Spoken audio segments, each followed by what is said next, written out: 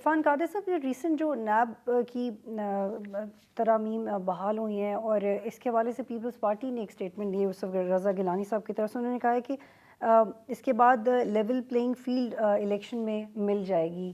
آپ سمجھتے ہیں، آپ نے اس ادارے کو بھی قریب سے دیکھا ہے، آپ ان کی اس بات کو کس طرح سے ٹرانسلیٹ کریں گے؟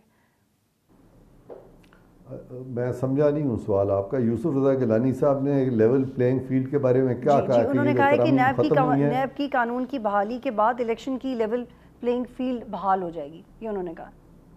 ہاں، یہ ان کی لیگل سٹیٹمنٹ نہیں ہے، ایک سیاسی سٹیٹمنٹ ہے.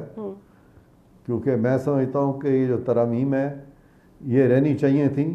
سپریم کورٹ کا جو فیصلہ ہے، جو چیف جسٹس جو ماضی کے ہیں، انہوں نے اپنی مرضی سے ایک بینچ تشکیل دیا تھا اور یہ فیصلہ دیا ہے، تو یہ فیصلہ قانون کی روح کے مطابق نہیں ہے اور یہ فیصلہ میں اس کو نہیں مانتا اور یہ فیصلہ بھی چیلنج ہو جائے گا.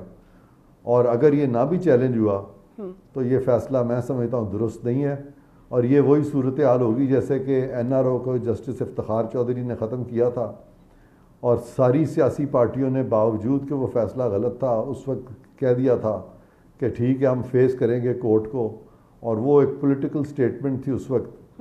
اور یہ بھی گیلانی صاحب نے غالباً پولیٹیکل سٹیٹمنٹ دی ہے، لیکن لاء کو اگر دیکھیں تو یہ بالکل صحیح ترامیم ہوئی تھیں اور یہ کلیریفیکیٹری ترامیم تھیں، وضاحتی ترامیم تھیں. اس سے قانون میں کوئی فرق نہیں پڑا تھا، لیکن یہ کیس آرگیو نہیں ہوا اس طرح سے جس طرح سے ہونا چاہیے تھا.